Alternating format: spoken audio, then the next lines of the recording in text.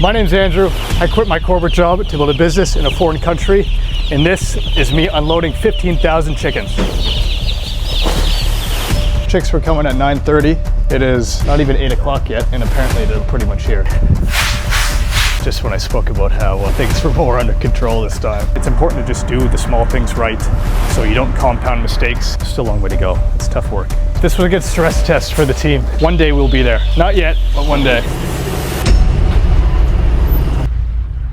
We're here at loading day. We're gonna head to the farm, get it all set up, and then the chicks should arrive this evening.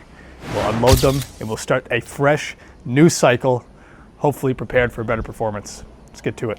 We're stopping at this grocery store, a little mini mart here. We're gonna pick up some food for everybody who's gonna be helping us out today. So let's go see what we can grab.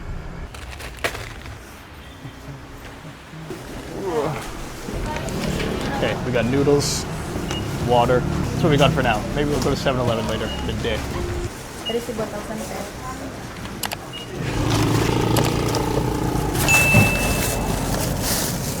We're here downtown. We're close to the farm. We're headed to get some buns, a couple more snacks for the folks. For those Western folks watching, this is what downtown looks like. This is the big city. Hey Kuya, kamusta? Okay la. We're here looking for buns. Just test out my foreign language skills here. Buckle up. Kuya, meron kayo yung monai?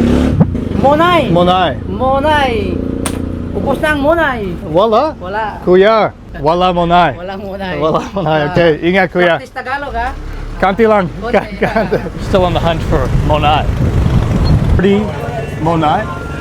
Four packs. 4-0. Salamat ate. 1, 2. Perfect. Fair enough. I think that's it. We have our noodles, and we're close by here, so if we need anything else, we'll come stop by. But we're gonna head to the farm now, see how things are going, and get prepped. The feed has arrived, so it's just getting unloaded. It's supposed to come yesterday, but it's all right. We got it here today. We'll get it unloaded, and then we'll go see the state of the inside, see if the rice hull's dried, and hopefully it doesn't rain. You can see it's really muddy. It starts raining a lot, and we have trucks coming in and out. It's gonna be pretty nasty, so let's go see. Okay, we're pouring disinfectant in here. We'll dilute it with a bit of water, and that'll be a foot bath before you head into the farm. Disinfect your feet or the soles of your shoe.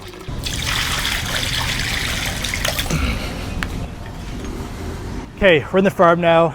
We're taking a look. The rice hull, this stuff dries so damn slow. At least visually it looks a little bit damp. It's tough to tell when you just pick it up, but it's just like, this should be kind of floating off my hand like it's soft sand. This stuff's dry. And you can see it's kind of like, it doesn't clump together at all. And the problem we had last time is the rice hull ended up caking.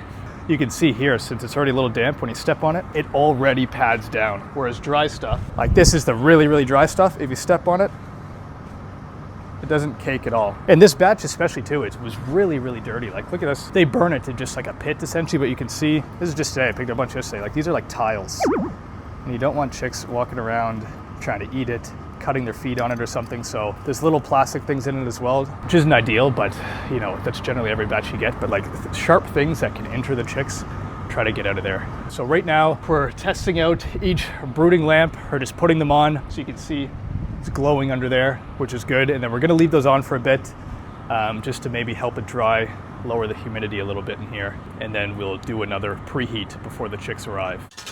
Okay, we are raking and evening out the layer of rice hull so there's no areas of concrete exposed before we put the chick paper down, because it's really going to flatten down when we roll that out. So we want to make sure it's in a position where when we remove the chick paper, there's not much we have to do. All the rice hull's in a good place. It's evenly spread. Okay, we're still unloading the feeds, 150 sacks. So the feed room's starting to fill up, but still a long way to go. It's tough work. So let's go down and see the feed room, what it looks like while it's filling up. Kuya, got big quads on you, buddy.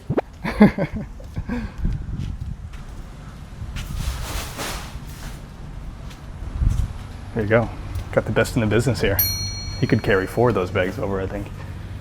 He's just being humble. Okay, so we're stacking the feed. We have 40 bags in so far, so 110 to go.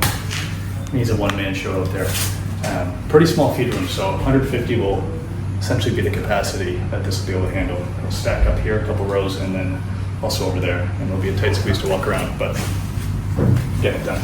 We laid down the chick paper. We still have the brooding lamps on. The chicks were supposed to arrive at 4, and that's been delayed until 8 p.m. now. So kind of had a feeling that was going to happen because the integrator didn't tell us what the schedule was going to be until like 2 in the afternoon, and usually they give you a little bit more of an advance than that. So we have a little bit more time now. We'll create the brooding area, 5 equal sections, and then closer to the arrival, we'll get out the feed, spread it across the floor. We'll have manual feeding trays, and then we will lower all of the feeding lines and drinking lines that are outside of the brooding area, so it's easier to walk in and dump the chicks. And that's essentially the last step here. So this is what the dividers look like.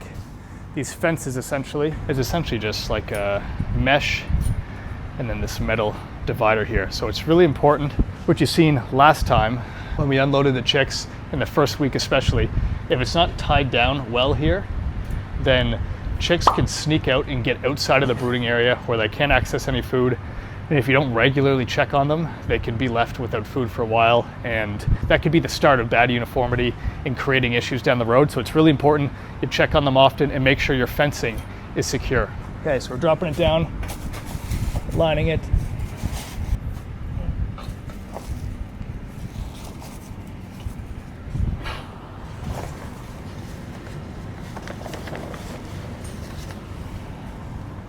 We have the area mostly tied in, and the reason why we pulled the chick paper that way against the wall instead of having a little patch of rice hull is because these chicks are so small. One, we don't want them eating the rice hull because they'll peck at it, and two, they'll get trapped underneath, and we saw that last time. I'll put a clip up, but we saw like 50, 60 of them, and they were kind of trapped between the wall and the chick paper, and that's an area that's tough for them to get out because they're just like, they're so small and they just kind of aimlessly wander. So you want to make sure there's no crevices they can sneak in. Things like that seem small, but they can have big impacts. Like they always say, everything that can go wrong will, and when you know things that can go wrong, you need to mitigate them and not hope that they don't sneak up on you. It's important to just do the small things right so you don't compound mistakes and then you have the end of the cycle and you're like, well fuck, our recovery's bad, our uniformity's bad, and you cut corners in all these small ways along the way and you wonder why. Trying to get a perfect setup here so we can kick things off strong and head into the brooding stage.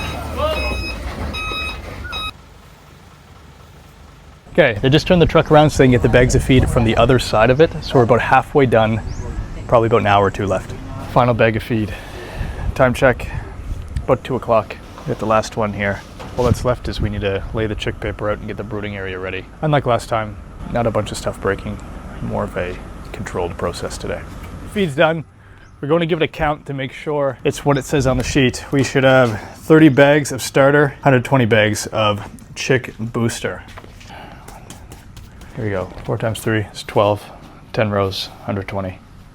There we go. So, all the feed that came, it's the right number, it's the right kind of feed, so we're gonna sign off our name and give a copy back to the driver, and we'll keep a copy. It is just about 2 o'clock, feeds are done, 150 bags. Got copy back to Kuya here, the driver, and now we'll probably get something to eat, potentially, and get some food cooked for people who are coming out for tonight. So we're just chilling, resting for a couple hours. Everybody's been working all day, so grab some food, laid down in a new mattress here, and then we're gonna go put the feeders in and lay out the feed. We still have some hours left, so just hanging out now. It's quiet here, trying to make this place home, which is good. So, see you then. While we're here chilling, the AC is working. Despite these gaping holes that's yet to fill. Well, there's holes everywhere, really. It actually is cooling down in here, which is good. The desk we got is really shitty. So it's not gonna fit a monitor on there, and it's not gonna fit a keyboard, and it's so flimsy, so we're gonna keep it here still, so we have some tables to eat, but I'm gonna end up getting a new desk. Anyways, I'm gonna lay down, I'm tired. See you guys in a few hours. Okay, just took a nap, and we're getting ready to roll. Chicks are coming here in 2 hours, so we're gonna be unloading the feed in a sec. Need some pillows and blankets in there. My neck's a little sore, but it's nice to have a place to chill in the AC. It was actually too cold. So I'm gonna finish off this energy drink. I know you guys love when I drink this poison for my body, but after you go grab a coffee, we're going to lay out the manual feeding trays, and then we'll put the feed down. And it's gonna be pretty hot in there, so that's gonna be a grind. And there's only 4 of us, so it's gonna be a lot more work for everybody. Last time it felt like we had like 9, 10 people almost. It went super quick because it's not just you unload them on the truck, you got to dump out the chicks. So each phase can take quite a long time, but we'll end up getting it done. It'll just take a little bit longer. My back is hurting from yesterday shoveling that rice hull, so my body's actually sore. So this should be a treat here, but nothing that an energy drink can't fix. Masarap Kepe. Okay, we're back at 7-Eleven here, downtown in the big city.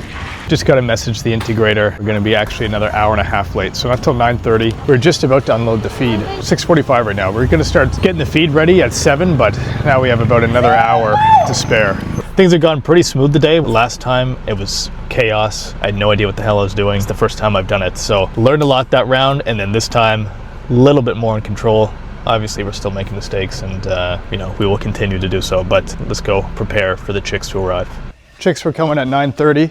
It is not even 8 o'clock yet, and apparently they're like pretty much here. So we are scrambling to get ready. Just when I spoke about how things were more under control this time. So right now we're laying out manual feeding trays. I think I hear the truck coming now. And then we're gonna quickly spread out the feed. So we're gonna divide and conquer. We have Kuya Rodwell's putting on the brooders. We have Kuya bringing in the feed. I'm laying out the manual trays.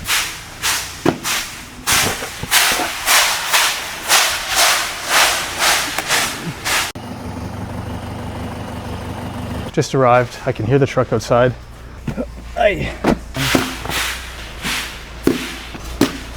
So we are scramble time, baby. And then we're gonna put some smaller manual feeders out. Hey, we'll lay some of these out too. 1, 2, 3. See, Kuya was carrying 2 50 kg bags. These are heavy. Like, that's savage work. It's good to have him. He's not here full time, but it's good to have him help out because he ripped these bags of feed out in like 5 minutes. Here. Whoa.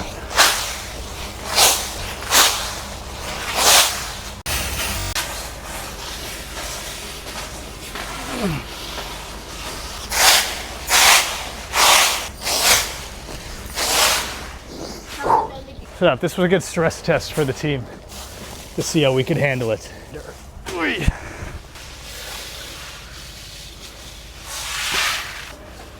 Okay. Done putting down feed manually, spread across the floor. Now we're gonna run the feeding line. So we need to install the hopper. We'll put bags of feed in there and just run the line. This is chaos here because we thought this was gonna have to happen in an hour or two, but we gotta get it done now. So we'll go see that get installed. Oh, there we go. We're gonna take a quick look outside. I haven't seen the truck yet. Let's go take a look. Okay, so here's the truck. Just one truck for 15,000 chickens. So it should be pretty quick to unload. We'll get rolling here shortly after we get the feeding line running. This is what it looks like when it's prepared. All of the brooding lamps are on. We have feeding trays out. We have 12 circular feeding trays and then 3 kind of long, skinny ones, the rectangular ones. Kuya's in the control room. We're about to run the feeder line. So we want all the feeding trays to be as low as possible. And you can see how long it takes for the feed to reach the other end. It's like just starting to spit out here, but it takes a long time for it to get to the other side. And we'll make sure that nothing's spilling out where it shouldn't be. So we got the paperwork from the integrator. We're getting, it looks like 188 crates, 80 chicks per crate, and that'll give us 15,000 chicks. The pan is starting to unload with the feed, and it essentially goes one by one. They'll start unloading, so it takes a little while to get down to that end. But you can see it's flowing out pretty quick now here, and then when that one gets full, it'll move quicker to that one, and so on and so forth. There's different settings on the pan. You want the pans to be more open and allow more feed in this stage because the chicks are really small, so you want them to get at it with ease. So here, we'll twist this and a bunch of feed should start pouring in. There you go, and then it fills up way more. As the chicks get older, you lower it down so then they have to actually get in there. But when they're really young, you want it to be easier. And good news, which wasn't the case last time, the feeding line's working. No major leaks right now. That was a big concern last cycle. The automatic feeder wasn't working. There was a little more chaos here. But technology-wise, things are working, which is good. So we'll be patient from here on out. So this is where everything gets controlled. If you come in, you can see each fan you can turn on individually and each feed line. So there's 3 feed lines in this farm, and we put in feed number 3, which is at the far end, and that's the only one in the brooding area. So that's running now. You can see the truck is actually like a mini ventilated tunnel farm. These fans act the same way as they do in there, blowing air out, creating a negative pressure inside, and then sucking in fresh air from the side. So it essentially acts just like this farm does, but in the form of a truck.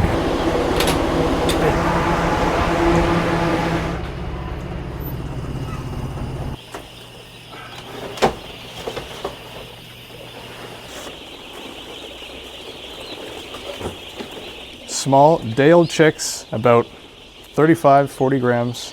Grow up well, brother.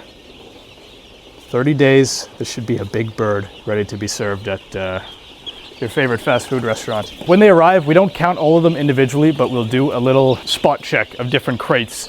We'll essentially count them, 1, 2, 3, 6, 79 in that one, but it's not like every single one will have exactly 80. They can jump around a little bit. So we'll spot check and count a few and just make sure there's 80 on average. Sometimes you'll count some, they'll have 82, some will have 78, some will have exactly 80. But as long as we're averaging out on what we're expecting for each, we'll accept that to be the case. We'd be here forever if we had to count each one individually. There's 188 crates, so we're gonna do 38 crates unloaded in 3 sections, and then 37 crates in 2 sections. And that'll get us to the 188 crates. Perfect. Now we're getting rolling to unload all of the chicks. So we'll keep unloading. This is one of my favorite parts of the job, honestly. People hate it, they say it hurts the chicks, but they're okay. They land softly. It's kind of fun. You can just shuck them, and they're okay. So we have a small team here, so it's gonna be a lot of work, but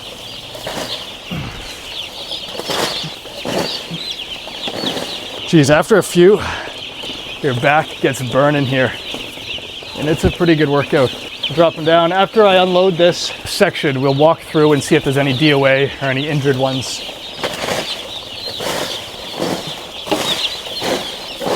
I'm always scared of where I step, so I don't step on any.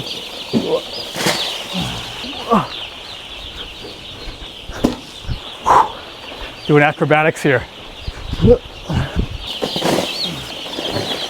8 more to go here for this section. What's up, bro? Excuse me. Get out of my way. Hey.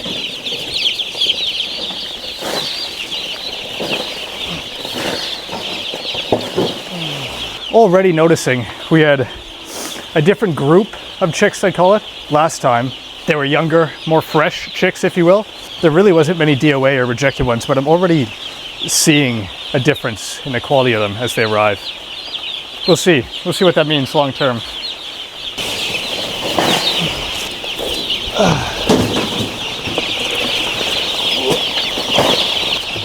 Whoops.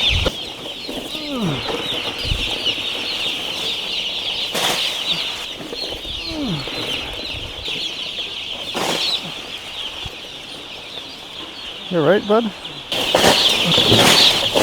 Okay, so we got 1, 2, 4 sections already done. Small team, but we're moving quick, so it's going well. More DOA and rejected ones this round than the previous, but that's okay. That doesn't count towards our statistics. That's why we weed them out at the start. And everybody gets angry at how we dump them out, but this is less damaging. They're super light, so they just plop on the ground. If you go one by one, they're so fragile that you'd have to go somewhat quick to get things done. You could end up hurting them more by picking them up and grabbing them, twisting their legs and whatnot. So it's just easier to just shuck them on the ground, and then they land soft. We have this chick paper, and then there's soft rice hull underneath. So it's actually a relatively padded surface. So we're just about done. You see Kuya down there. Got the last 3, 6, 9, 10, 11 crates to go. So we're pretty much wrapped up here. So what we're gonna do is stack the crates. We take out all the paper from inside of them, and then we stack them up and take them out back to the truck where the delivery guys will take them away for us. You can imagine, I've seen this done at really big farms that have like 100,000 plus chickens. This is 15K, you just have one truck roll out and you can get it done with 4 people. If you had like 4 50K buildings, you'd need a way bigger crew and there'd be a lot of trucks rolling up. One day we'll be there. Not yet, but one day. So we're just putting down the tarps now. This will help trap the heat in, so the temperature should rise quite a bit to around, probably get it up to around 33, 35-ish degrees in the brooding stage. We do that pretty much as soon as we unload the chicks, especially rainy weather here in the Philippines. It can get pretty cold. Today was honestly a little chilly. So you want to heat up the surface. You don't want the ground to be too cold, because chickens, similar to humans, they can actually get sick. You can see them like coughing and sneezing and stuff. And this early, that's just mortalities, and that's really impacting how much you make. So you really want to keep them alive and keep a controlled environment for them. So we're going to do one last walkthrough to see if there's any dead on arrival or chicks that we should reject. It's important that you get those early, because then you deduct those from your starting population. So they actually don't count towards your own mortality. If you miss them, then it's gonna count towards your own performance, which you don't want. So we'll do a walkthrough, step in the middle here, and then you just kind of give a clap, and then they'll spread out, and you can see if there's any that aren't moving or are kind of limping around looking injured, and then we'll take those out and let the integrator know. And sometimes when they're sleeping, they like put their head down and they look like they're dead. Even now, I still get fooled. I think that one's dead, and you go over and then it just like wakes up. When they first arrived, since they came essentially 2 hours ahead of schedule, we didn't get a good chance to heat up the brooding area. So you can see they're kind of a little more clumped down in the corners, and that's typically a behavior that occurs when they're too warm. They'll kind of cuddle together. If it's too hot, then they might really space out. So that's a good way to gauge the temperature in here, is how spaced apart the chicks or chickens are. Okay, so we're making it to the end here. Didn't really find any new ones. There was a few that seemed a little bit weak, but I didn't want to reject them, as maybe after they get some feed and water in them, they'll recover. So we'll keep them here. And then now we're gonna go sign off on the paperwork with the truck driver and get that out of here. We'll essentially mark down and just confirm that the information we got in terms of the number of crates, the number of chicks was all correct, and we'll sign that off, and then they'll get on their way. And this is what it looks like when you've unloaded 15,000 chicks. It's hot in here. They're looking all blue from the vaccine given at the hatchery, and hopefully we're ready for a successful growth cycle to harvest. We're looking to improve our uniformity, our mortality rate, and our FCR. Pretty much all the performance metrics we're looking to dial in a little bit more than we did last time on our first cycle. So a lot of lessons learned, but I'm confident we'll improve here. Okay, the truck's heading out. That is it. We have a fresh load of 15,000 chickens in there. Like and subscribe to see more and how we raise them across the next 30 days.